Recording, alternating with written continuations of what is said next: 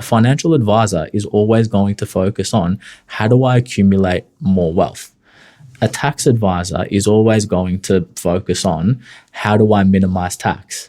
A mortgage broker is always going to focus on how do I accumulate more property and more debt.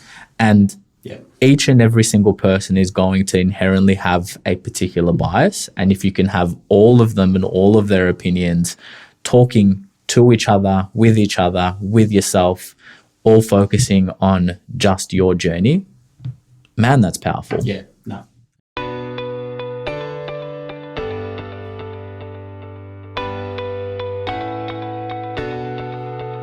Welcome to 360 Money Matters, where financial planners Billy and Andrew talk all things financial planning. This podcast aims to increase your knowledge and confidence with all things money. Each week, they will cover topics such as investing, cash flow, budgeting, saving, passive income, debt management, and much more, so you can live a life on your terms without limits. Hello and welcome back to another episode of the 360 Money Matters podcast. I'm Billy and I'm joined by my co-host, Andrew. Bills, here we are, 360 HQ and back again with a podcast. This is true, Andrew. This is true. And really looking forward to this one because this is, for those of you who have listened to last week's podcast, this is kind of a continuation of the things that we were talking about then. This plays into that really nicely. So I think it's a good extension. So if you didn't listen to last week, great opportunity to go back because this one kind of builds on it a little bit further. Maybe 2 years or 3 years down the track when you start talking about this podcast after last one. This is true, Andrew. This is true. Andrew, lead us in. What are we talking to everybody about today? So today we're talking all about equity. We're talking about people having equity in a property, how it can be calculated, what is equity, how do you utilize it, and what can ultimately be done with it. So all about equity, mate. Andrew, I was waiting for the perfect time to chuck that in. So for people that have missed that or not sure what that is, that was I think it was a Commonwealth Bank ad that did quite well. Yeah. And it was it Con the Fruiterer? He was a really famous comedy character back in the 90s maybe. And anyway, Commonwealth Bank were running an ad and he was like, equity, mate. And it was just something way before my time, but no, I've only heard stories, Andrew. I don't know from firsthand. People have told me. Yeah, that's it. Yeah, I keep getting younger. Did you know that I keep getting younger every time we play a podcast? Yeah, that's it. I'm going backwards.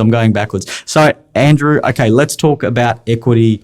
What is it? We're going to unpack it. How do you use it? Why do people talk about it? How do you calculate it? What are some of the things that we can consider? Just because I've got equity, does it mean that I can use it? Yes, no, how come?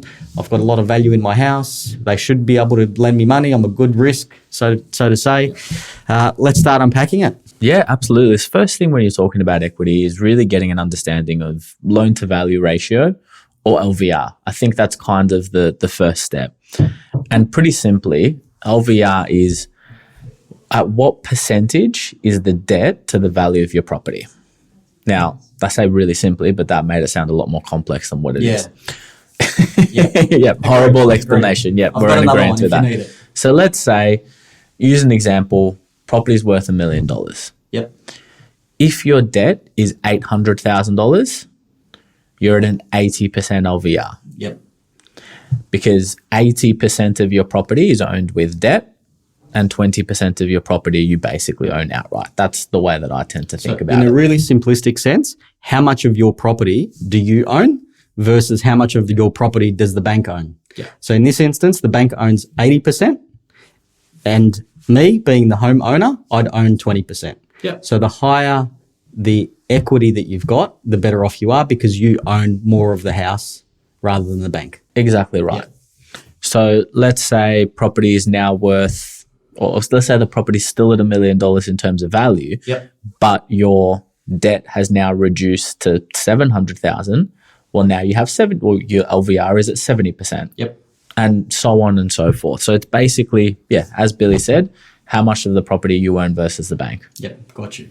Okay, so probably a few key numbers that we'll talk about. We'll talk about 80% as loan to value ratio, and we might unpack that because that's a special number, Yep. I guess, in the lending sphere. So we'll talk about what that is and why it's that number, and how does that play into extracting equity. And I guess that's the thing that we should talk about. The reason why we're talking about equity and how it plays into sort of last week's podcast is that in terms of building wealth, if you've got equity in your property that you can withdraw and utilize, you can put that into another asset. So start creating another asset class, or start investing in another asset outside of your property at the same time. So rather than owning one property, you might own a second one, or you might own the property in a share portfolio or something like that. Yeah. So 80% is a key number in the mortgage broking and the lending and the banking sphere. Andrew, what's the go with that? Yeah, so really 80% is a key number purely because if you go over 80% equity, generally speaking, I mean, there are some exceptions to this, but if the bank is lending you more than 80% of the value of the property, Yep. you're needing to pay mortgage insurance. Yep. Now, mortgage insurance is an additional cost. Again, generally, you can't add mortgage insurance on top of the loan. You need to physically have the funds to pay it, although some banks will also let you add it on top of the total loan amount. But in essence, it's an additional cost in order to borrow money. Mm-hmm. The insurance is not insurance for you. So there isn't any real net benefit to you as the person that's borrowing the money. The insurance is for the bank. So the insurance is basically in that if the bank doesn't get their money back, that they're going to be insured. So you're basically paying to protect the bank because they're taking on additional risk by lending you more than 80% of the value of the property. Yeah, so at the 80% mark in the banking world, the bank, obviously, as they're lending money, they're taking a risk, right? So they're assessing your ability to service the debt, your character, how much equity you've got, the security, all that type of thing.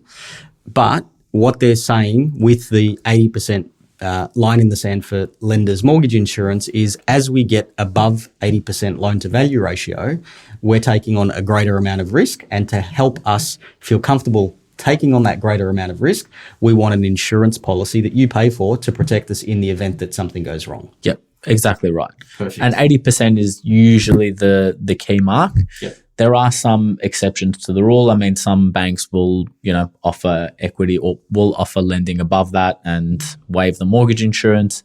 Certain people in certain occupations also have the ability, you're talking doctors, lawyers, other occupations, whereby the bank will actually lend above 80% and not charge any mortgage insurance. And so there are some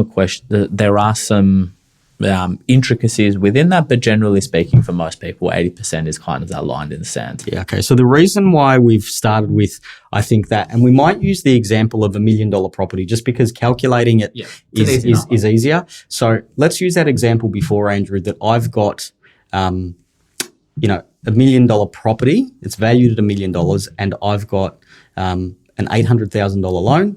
Calculating the loan to value ratio is fairly straightforward. You're dividing the loan by the value of the property to give you your 80% number. So in this instance, Andrew, I've got $200,000 of equity in the property on paper. Yep. I want to take it out. I want to go and buy, an investment property. Can I do it? Yes and no is the simple answer to that question. So firstly, you're going above 80%. Yep. And so the moment that you go above 80%, you are going to be paying mortgage insurance, and the mortgage insurance is going to be on the entirety of the loan. The other thing to consider is, okay, say you do that once. Say you use the money, purchase an investment property, take out maybe 10% of the equity that you have, take $100,000 out of the mortgage at that point in time, and we'll explain and unpack how that actually works in practicality, because I think that's also an important point. But say you do that transaction and for the next 3 or 4 years, the value of the property doesn't ultimately move. If you're wanting to refinance with another bank because the bank that you're with, their interest rates have gotten exorbitant, all of a sudden, in order to refinance, if you're still above 80%, you need to pay mortgage insurance again. So you're effectively locking yourself into that bank unless your equity position changes in the future. And so you need to understand that if you do decide to make that decision, yes, you might be able to do it, but what are the other implications that it's going to have at a future point in time as well? Yeah, no, well said. So I think in reality, what we'd tend to see is using that same example where you've got a property worth $1 million. Let's assume rather than an $800,000 loan, you've got a $700,000 loan. One of the things that we'd probably more generally consider is saying, okay, if you're going to take equity out, what we'll do is we'll borrow from 700 to 800, which is $100,000. So we'll move your equity position, your loan to value ratio from 70% to 80%, not triggering lender's mortgage insurance again. And we've got $100,000 in cash, and we'll talk about how that actually works. $100,000 in cash in order to go and put down, say, as a deposit or into some sort of other investment. But generally speaking, we do it when the loan to value ratio is well below 80%. For two reasons. One, we don't trigger mortgage insurance because who wants to pay that? But the other thing, like you said, Andrew, is you don't want to get stuck down the track if you need to refinance again because your lender is not competitive, because you don't want to be paying mortgage insurance each and every time. Yeah, exactly right. So Bills, I've got equity in my property. Can I always access it? I mean, how do I access it? How does it work? What are some of the things that you need to consider when you've got access potentially to equity? I mean, interestingly enough, we've only been talking on one side of the equation. So we've been talking about looking at your asset position versus your loan position. And on paper, like I said, that's pretty straightforward. Using that example before, you've got $700,000 worth of debt. You increase it to $800,000. So $700,000 stays essentially attached to the house. That $100,000 is separate. On paper, that makes sense from an equity position perspective. But you go back to serviceability. So from the bank's perspective, if we lend you an extra $100,000, so your total loan is now $800,000, can you actually service $800,000 worth of debt versus $700,000? Although your equity position says that you can, using that simplistic calculation, does your income and expenses allow you to service an extra $100,000 worth of debt? Yeah. So it's not necessarily just a straightforward saying, hey, I've got equity. And we see this all of the time with I guess, older clients who have got a lot more equity, where they turn around and say, hey, but my house is worth $2 million and I only owe $200,000. Why won't they give me $300,000? I'm a good risk. I can do it. There's plenty of value in the house. The equity position is not the only consideration. Yeah. So the bank will look at what are your income, what are your expenses, can you actually afford this additional mortgage? And they'll also, a lot of the times, want to know what are you doing with those funds? Are you purchasing a car? Are you doing renovations? Are you purchasing another property? If you are purchasing another property, are you going to be able to service to purchase the next property? But getting a solid understanding as to, one, just because you have equity, can you take it out? Yeah. And two, should you take it out? But I think even another step back is we've spoken about equity in the sense of, okay, you decrease the loan on your property. That's in essence creating equity because you're paying down more of your debt. But the other equation is increasing the value of your property. Now that might happen naturally just by market cycles and the value of properties increasing, or that can also happen by utilizing funds to add renovations, to do, extensions, to do things to the property that will increase its value more than what you put into it. Yeah. So let's say that same example of, your debt's at $800,000 and you want to increase your equity position, or you might take $50,000 to do renovations, but that $50,000, once it's invested in the property, might increase the value of the property by $100,000. Now, all of a sudden, your equity position is increased, not because your debt's gone down, but because the value of your property has also increased as well. Yeah, no, well said. Andrew, we might talk about the practical steps, and I'll use the example before, $1 million house, $700,000 worth of debt. Yeah. So we've got a client who's got an equity position, a loan to value ratio of 70%. Yeah. What we'll do is, in a practical sense, and we'll talk about serviceability in a minute, but we'll say, okay, let's take out an additional $100,000 of a loan. Most of the time, it's good practice and good hygiene to take that out as a split. So you've actually got two loans, one for $700,000, which is the original mortgage, plus the other one for $100,000, which is the new loan that you're going to use. And you do that just from an accounting perspective. And so you can see that the two strategies are different and are separate. It's a lot easier to track. So you grab that $100,000 and then you go and say, okay, I'm going to use that as a deposit to put down on an investment property. Yep. That's great. You've got the deposit, but at the same time of getting that $100,000 of equity out, you need to go through a pre-approval process to assume that when you do purchase a property with that $100,000 deposit, you can actually service that loan. And yes, you take into consideration it's an investment and there's going to be tenants and you're going to rent it out, but then it becomes a serviceability issue as well too. So needing to make sure that not only have you got the equity and you can service in this hypothetical scenario $800,000, it's the $800,000 plus the debt that you're going to assume on the new property as well too. So there's a cash out component. Usually we refinance the $700,000 at the same time to get the most competitive rate. So it's refinance, cash out, and a pre-approval. So 3 loan applications in one go, waiting for that future purchase to happen. Now, on paper, that's fine, but once again, it comes down to serviceability. How much can you service? Because that's a function of your income, which is also the rental income that you're going to receive, and your expenses and your lifestyle as well. Yeah, and I think within that, there's also an important tax consideration as well. Yep. So what Billy touched on is quarantining that amount that you take out in equity. So a lot of people think that I've got an owner-occupied property, so my debt is not tax deductible. I've got an investment property, my debt is tax deductible. And it's the classification of the loan that will determine the tax deductibility. Yep. It's not. So what will determine the tax deductibility is what is the intended use of the funds. It's the purpose. What's the purpose of the funds? So in that instance that you take out, and we've also seen this let's add another layer of complexity to the scenario just to illustrate the point. Same scenario, $700,000 loan, $1 million property, and then let's say that there's $100,000 that's also sitting in offset. We need a whiteboard, eh? Yeah, we definitely need a whiteboard.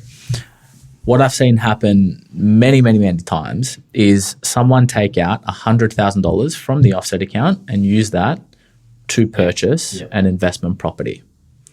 Now what you're left with is an investment property, a loan that's attached to it that's tax deductible, and a $700,000 loan that's not tax deductible on your owner-occupied property. You look at that exact same scenario and say, okay, what if I don't use the money that's sitting in offset in my owner-occupied property? And what if I take out $100,000 worth of equity? And I do a loan split so that I can see $100,000 was utilized for an investment purpose to purchase an investment property. So $100,000 is now tax deductible, even though it sits against your owner-occupied property. All of the loan associated with your investment property is also tax deductible. And that $100,000 that you have in the offset, if you wanted to equalize the scenarios and still make sure that you have the same debt amount, you use that $100,000 to actually pay down your owner-occupied property. Now, all of a sudden, you've created a $100,000 loan that's tax deductible as opposed to a $100,000 loan that's not tax deductible, and you've still got the same level of debt on both sides. So how you structure this is really important when you're talking about long-term planning from a tax side of things as well. Yeah, and it's really easy to botch it up as well too. I've seen it time and time again. I think in that instance, if that's your strategy, it'd make sense if you're receiving advice from somebody just to make sure that you've got your structures right, because if you don't get it right, you might get a bit of a nasty surprise when you go to your accountant and say, hey, I want to claim this as deductible, and they look at it and go, actually, no, you've done it incorrectly. You can't. So theoretically, it may sound simple enough, take out a bit of money here and move it over there and what have you. But if you don't do it correctly, you can run into a fair bit of trouble as well too. And it's not possible to reverse. I mean, once it's done, it's done. Yeah. Andrew, let's talk about just briefly about debt recycling and how that works in this instance, because, we start to see, we've been talking about taking out equity to put into an investment property, which is probably the most common strategy that we see. But one of the things that we've been talking about recently is debt recycling, and what does that look like? I'm just going to preface it and say I think it's a fantastic strategy because it means that you can get into another investment without the big, I need to sign on the dotted line for a 30-year mortgage and take out another, $500,000 worth of debt plus in order to invest in something else to grow my wealth. Let's talk about debt recycling and the benefit that has. Yeah, absolutely. So this is, it's a hugely powerful strategy. And for a lot of people, there's some, or at least for us, when we're talking about this to clients, there's some requirements that we need from them in order to embark in something like this, because it can be complex and it can increase risk to your overall portfolio as well. But that's irrespective of whether you're looking at debt recycling or utilizing debt to invest. I mean, you need to satisfy some minimum requirements in order to do so.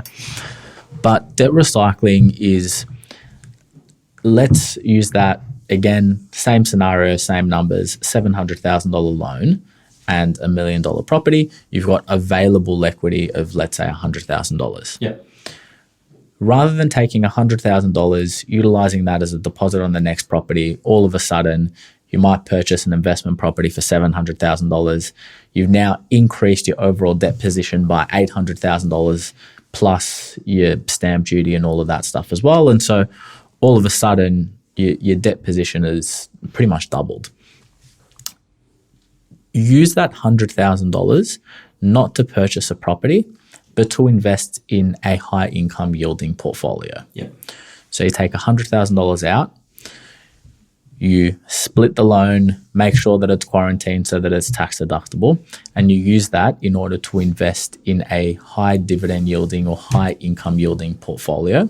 Sorry, Andrew, let me jump in and just emphasize that point. So the $700,000 is non-deductible debt because it's linked to your owner-occupier. Yep. The $100,000 that you're taking out because it's for investment purposes, becomes tax deductible. So that's a critical element. I just wanted to highlight that. Yeah.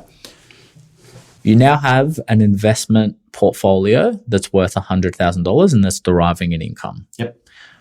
What you then do is, rather than reinvesting the income within the portfolio, you actually use the income that the portfolio generates to pay down your debt.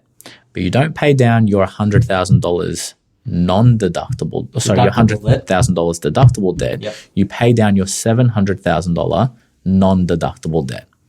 So you're actually paying down your owner-occupied property faster.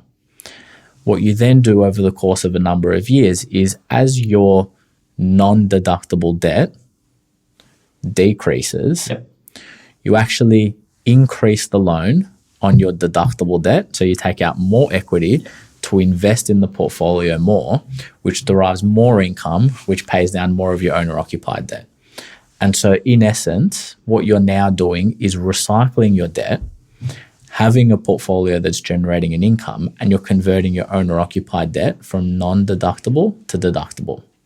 Now, this is, for those that don't necessarily follow exactly what we're saying here, it's fine. It's a relatively complex strategy, and it's probably something that needs a good half hour of unpacking rather than 2 minutes at the sort of tail end of a podcast. But a debt recycling strategy is another option to not take on as much debt as you otherwise would have if you were to purchase an investment property, and also be able to, from a tax perspective, convert your debt from non-deductible to deductible. Massively powerful strategy, and another way to think about utilizing equity in a property. And diversifying your assets as well too. Exactly. So it's not necessarily, hey, property is my only journey and every time I do it, I need to, sign on the dotted line for another mortgage. It could be, hey, I want to start with investing, $1,000 here and $10,000 there, rather than just boom, away we go. So yeah, really worthwhile. I think that one we're actually going to need to record and do a whiteboard strategy with debt recycling, because we are talking about it and getting a lot of inquiries around that as well too. Andrew, probably a last couple of things that I tend to think of is with this, if you're taking out equity out of a property to invest, definitely having an exit strategy. So thinking about what does it look like down the track, because at some point in time, you're accumulating debt. Obviously, you need to do that with property. What does it look like down the track? How do we get rid of that? What's the exit strategy? How do we expunge the debt? So having that in mind at the start when you're going on this journey and thinking about it, I think is definitely crucial and important to consider, because you don't want to get down the track. You don't want to execute this strategy and then go, oh, geez, I don't know how this finishes, or I don't know how this ends. Yeah. Is your strategy just to pay down the mortgage and pay more towards it? Is it to build assets that you sell in order to pay down the mortgage? But having a solid understanding as to how you exit is massively important. But then also having a strategy as to what happens if, things were to go wrong. What's your risk mitigation strategy? What's your insurances look like? How are you holding that property? Are you self-employed? Do you need to consider, whether you hold property in another partner's name? Do you hold assets in a trust? I mean, there's a million different considerations off the back of that. But how do you mitigate your risk when you're, in essence, taking on more debt? Yep. All things to consider. Get advice. Yeah. Seems to be the general theme. And have a committee of people that are going to be around you. I mean, partner up with, someone that's going to be a good, conveyancer or property lawyer to be able to help you on the journey. Partner up with a financial advisor that's going to be able to help you with the next investment steps. Partner up with a good accountant that's going to be able to help you from a tax planning journey, because each and every single person that's a different professional is going to have a different focus. A financial advisor is always going to focus on, how do I accumulate more wealth? A tax advisor is always going to focus on, how do I minimize tax? A mortgage broker is always going to focus on, how do I accumulate more property and more debt? And each and every single person is going to inherently have a particular bias. And if you can have all of them and all of their opinions talking to each other, with yourself, all focusing on just your journey, man, that's powerful. Yeah, no. Andrew, well said, well summarized. Hopefully we did that one some justice and got a lot of information and some thoughts where people are being provoked in terms of thinking what's possible, getting a bit of a deeper understanding around the equity position and how that works, some of the things to consider, some of the trade-offs, some of the traps. Andrew, thank you once again. Thanks, Bills, for another great podcast. Thanks to everyone for tuning in, and look forward to catching you on the next one. Cheers. Thanks for listening today. If you have any questions on what we talked about or would like to have a chat about your money journey, visit us at 360fs.com.au. Just a reminder to our listeners that the information contained in this podcast is general in nature and is not intended as personal recommendations for the audience. Please consider whether the information suits your circumstances before acting on it. This information is provided by Billy Amaritis and Andrew Nicolou of 360 Financial Strategists Proprietary Limited, authorised representatives and credit representatives of AMP Financial Planning.